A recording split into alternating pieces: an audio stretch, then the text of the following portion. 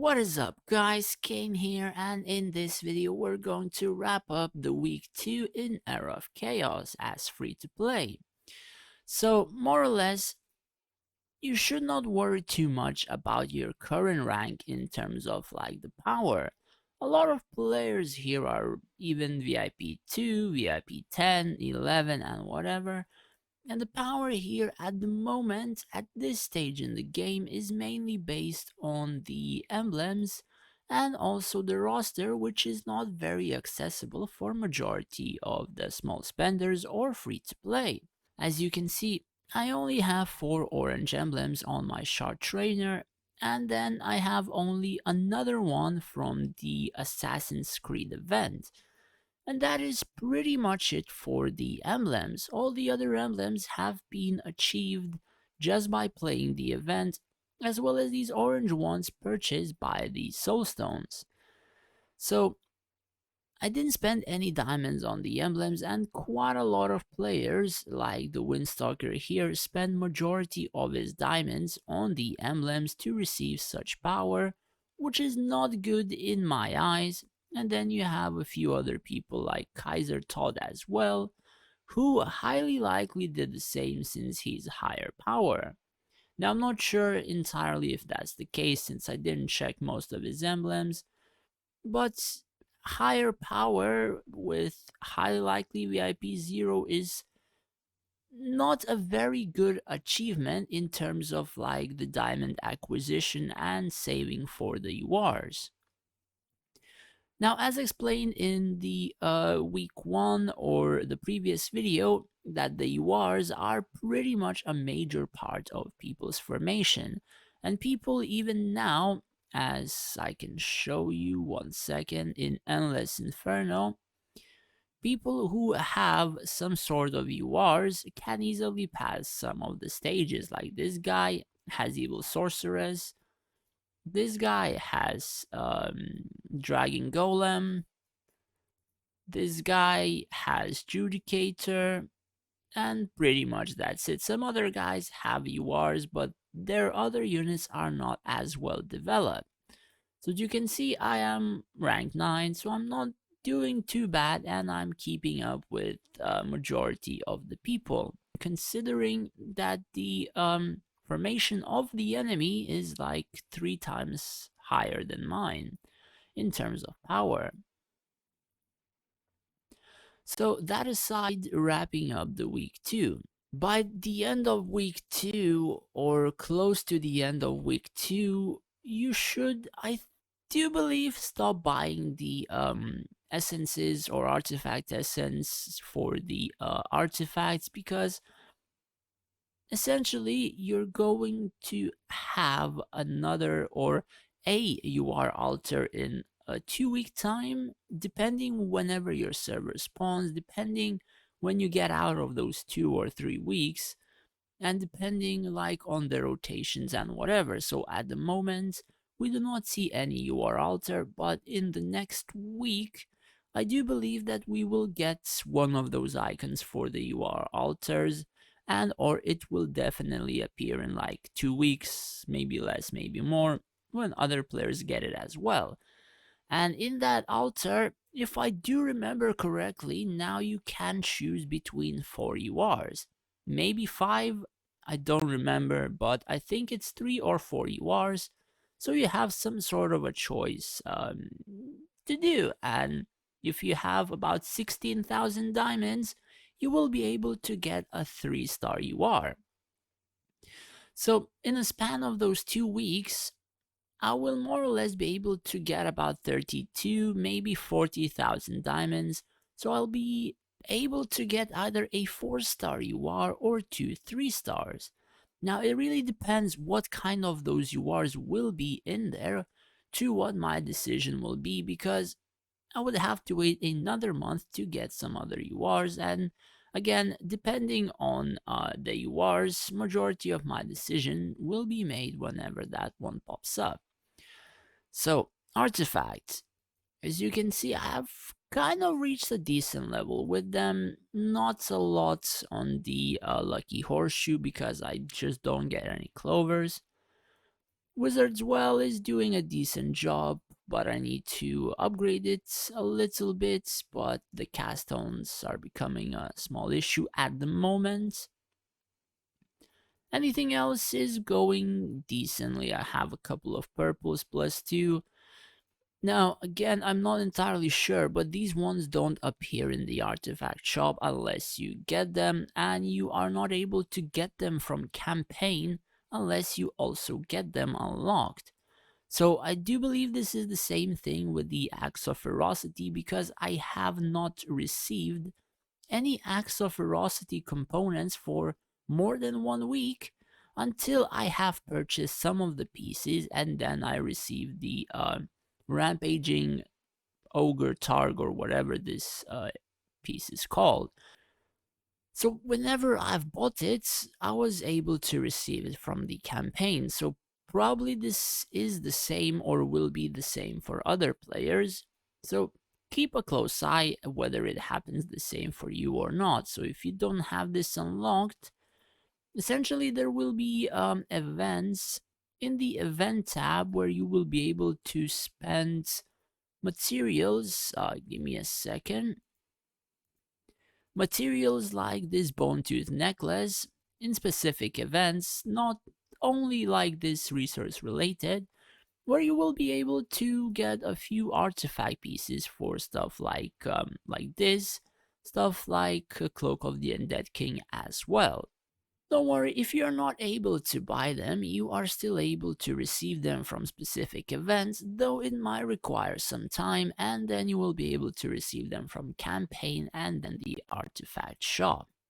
The orange artifacts, they are a lot harder to acquire and a lot harder to purchase, especially the premium ones like these few. They take so many of your resources to acquire, and majority of the prices is $100 for just one piece in most of the events. Sure, there are discounts for like $50 one piece per week or whatever, but I kind of doubt that it is worth that much of an amount. At least that is my own opinion. So, as free to play, majority of your premium artifacts are just going to be locked.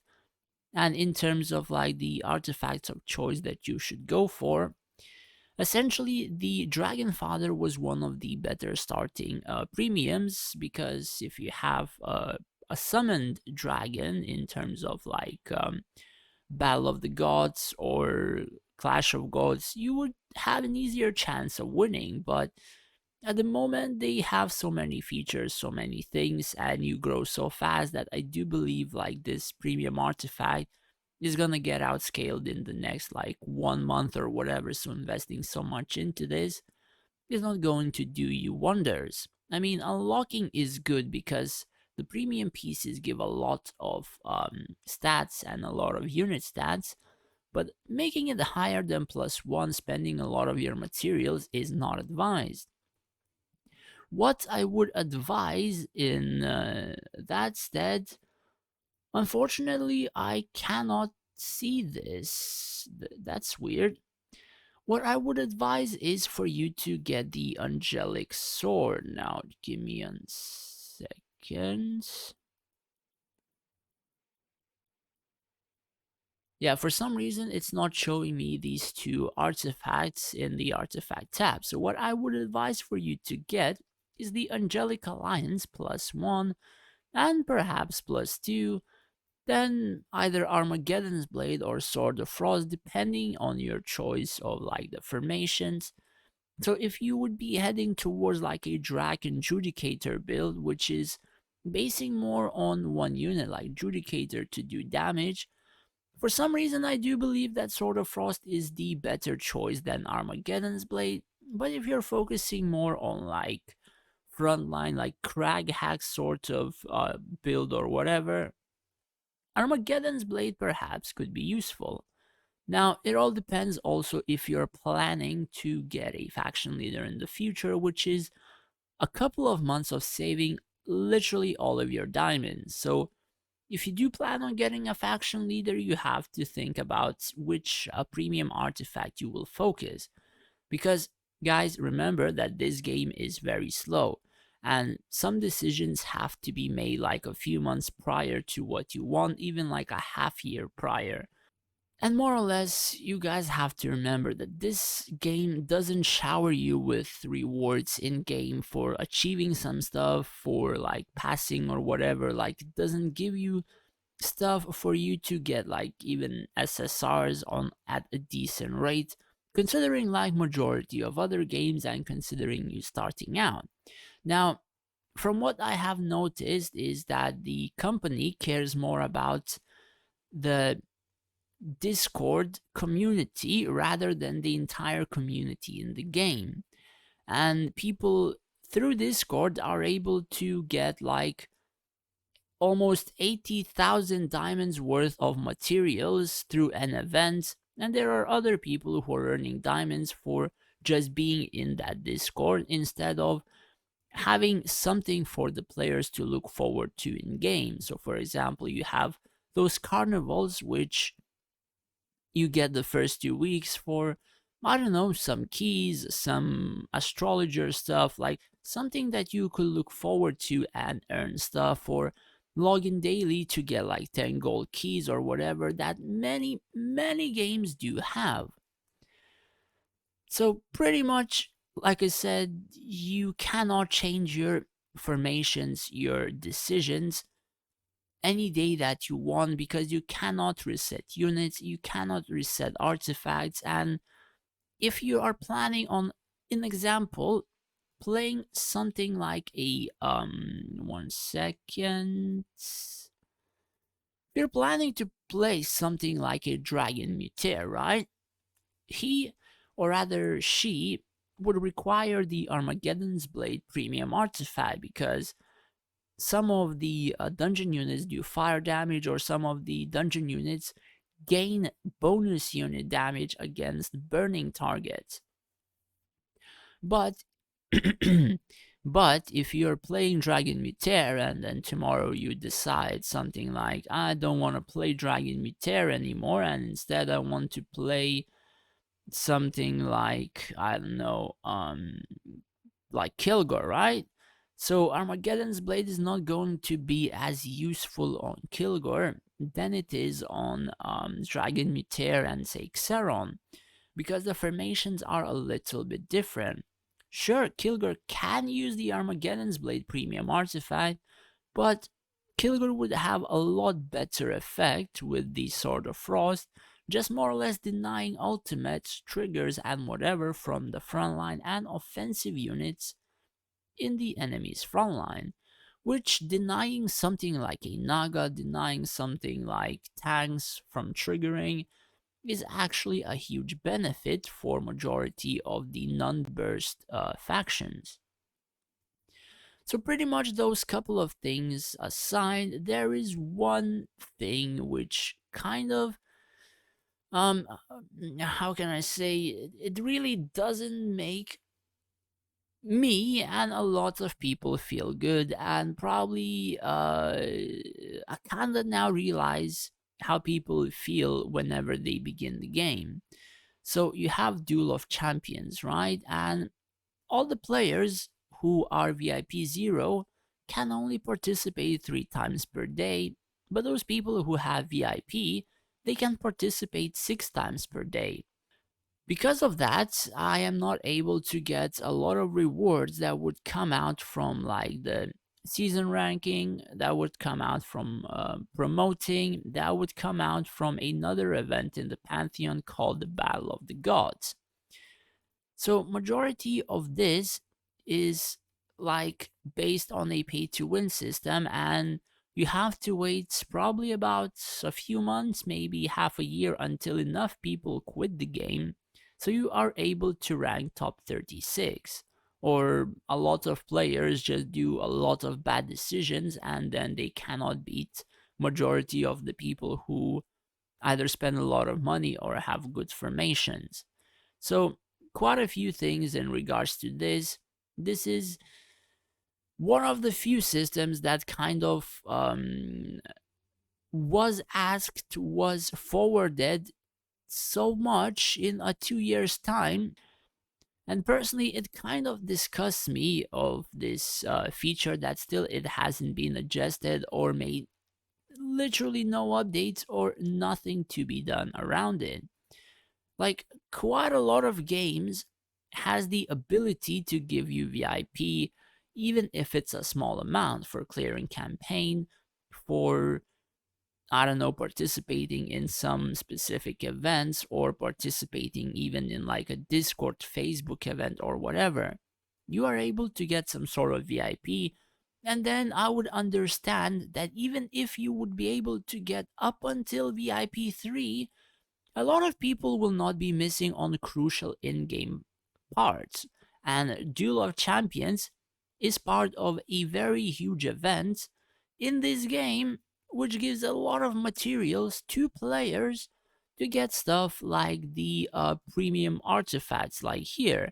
So denying something like this is really, really bad. Like, on a scale of 1 to insanely level bad, this literally reaches almost like the worst part in the game.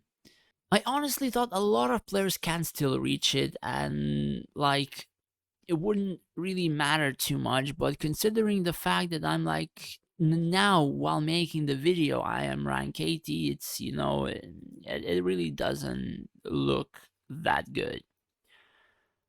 So, a little rant aside from that one event, my museum is still level 4. It's halfway to level 5. I'll probably hit level 5 later this month. Roster is all over the place just because I cannot insert 6 units into the fray. As you can see, I need level 55 and then 65. For treasure stove, I no longer buy astro silvers, no longer buy gold keys. Everything is made to save diamonds thus far. You have to do everything. You have to upgrade 2 or even 3 of your core heroes. For me right now, Rashka is the main one, and Jellu is for the PvE events, and he's almost 3-star as well. So that aside, let's go through some shops. So every day, every refresh, I am buying the resources right here. Usually they're cheap and they have 5 of each, and essentially I'm just gonna need a lot of those resources for upgrading anyway. And they are a decent level, a level that I do still need resources on, and it doesn't cost a lot of gold. Now, you can either spend the gold on this or you can spend the gold on silver keys, but you need to be a few levels higher than these resources that you need for these resources to appear while pulling in the silver altar. Now, I do believe I started my previous account, the one which I had VIP 13, by buying silver keys. This one, I'm gonna try to do this to make my roster a little bit better in terms of upgrading more units. As you can see, I still have a lot of gold, and I'm always maxing quite a few units whenever I level up. So, without buying the silver keys, I do have a lot of gold left over. Essentially, I will be starting to buy silver keys at some point, but not at the moment. In terms of arena, I want to save up until like 10 to 15,000 arena coins until I'm able to get a UR, and then I will try to get top 5 in the arena just to buy some specific goodies and diamonds and whatever, and maybe even ask to be rank 1 to buy the premium piece. Otherwise, the thing that I would be buying in this case is the Master Soul Archer Awaken Stones, just because the Archer is good in Dragon Invasion and also a few other PvE events. So if you focus this one first, in terms of the Soul Stones, you will more or less rank higher in PvE events, get more diamonds, get more materials, and you will start popping off as well. Campaign, you can buy a free tea or heaven cast stones, up to you. At least in my own case, that's what I'm doing. If you're playing like dungeon or you will be planning on dungeon, I mean, of course, you can buy the minotaur and stuff like that. the decision is based on you. Artifacts, I usually buy the green ones in terms of the lucky horseshoe, because you cannot get them that fast or easy, and it's only 5 artifact essence per each one. Guild, now you have to buy the roster runes which match your classes, your factions that you play or will want to play. So for example, if I'm not going to play Conflux, I don't need to buy Conflux. But the R units or SR or SSR roster runes or commanders, you have to buy all the time, just because you're going to be using units of all of those rankings.